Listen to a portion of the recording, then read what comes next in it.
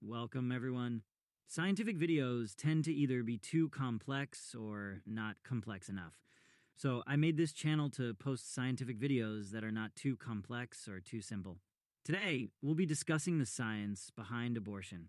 My goal is to provide an informed perspective rooted in scientific understanding to help us better comprehend this complex and often controversial topic. Let's dive in. Fertilization occurs in the fallopian tube, where the sperm penetrates the egg, creating a zygote. This single cell contains all the genetic material needed for development. The zygote divides rapidly and travels to the uterus, where it becomes a blastocyst and implants into the uterine lining. Implantation is a critical stage, as it establishes the connection to the mother's blood supply.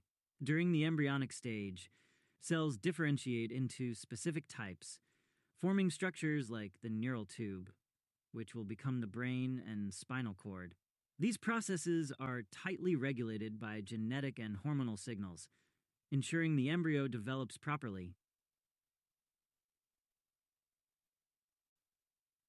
In the first trimester, we see the beginnings of organogenesis, the process where organs start forming. For instance, the heart begins to beat around the 6th week, and neural activity starts in the developing brain. Moving into the second trimester, the fetus begins to respond to stimuli, like light and sound, as the nervous system becomes more refined. By the third trimester, the brain undergoes rapid growth, with billions of neurons forming connections. Additionally, the lungs produce surfactant, a substance critical for breathing after birth. Each stage represents a critical milestone in human development, which influences both medical and ethical considerations. Beyond sustaining the pregnancy, these hormones have systemic effects on the pregnant individual's body. For example, HCG signals the ovaries to produce progesterone until the placenta takes over. Estrogen levels rise significantly, promoting blood flow to the uterus and enhancing placental function. Progesterone helps relax the uterine muscles to prevent premature contractions. These hormonal changes also affect mood, metabolism, and even immune function, reducing the risk of the mother's body rejecting the developing fetus. Disrupting these hormonal pathways is the primary mechanism by which medications like mifepristone work to terminate a pregnancy. The physiological processes vary depending on whether the abortion is medical or surgical. Mifepristone, for instance, antagonizes progesterone, causing the uterine lining to shed, similar to a menstrual period. Misoprostol then stimulates uterine contractions to expel the tissue. In surgical procedures like vacuum aspiration, suction is used to remove the contents of the uterus, while dilation and curettage involve scraping the uterine walls. Each of these methods leverages our understanding of the body's natural mechanisms, such as contractions and cervical dilation, ensuring the procedure is efficient and minimally invasive. Medical abortion is most effective during the first 10 weeks of pregnancy and involves a combination of drugs. These medications are designed to replicate the body's natural processes of miscarriage. Surgical abortions, such as vacuum aspiration or dilation and evacuation, are used in later stages or when complications arise. Advances in ultrasound technology allow for precise visualization during these procedures, reducing the risk of complications.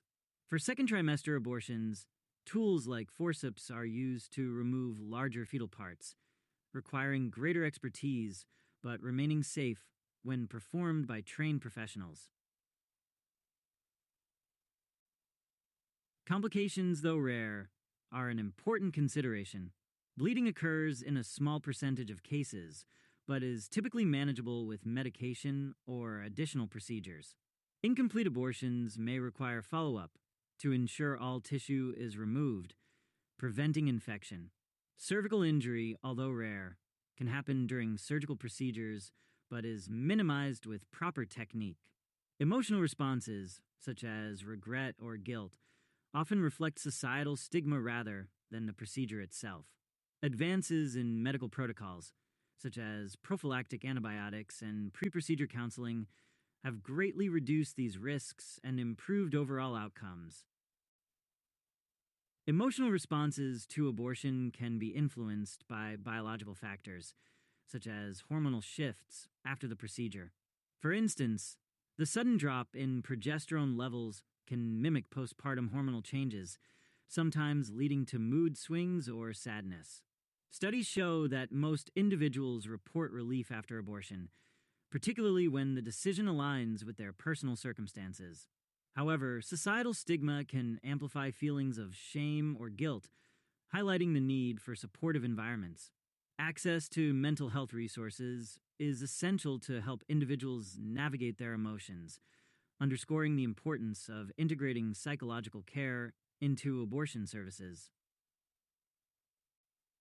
Abortion raises complex ethical questions. When does life begin? What are the rights of the pregnant individual versus the fetus? How do we ensure safety and access to care? These debates are shaped by cultural, religious, and personal beliefs, making it a deeply nuanced issue. Feel free to discuss your beliefs in the comments. In conclusion, understanding the science behind abortion is essential for informed decision making. By exploring the physiological, medical, and emotional dimensions, we can better appreciate the complexity of this issue.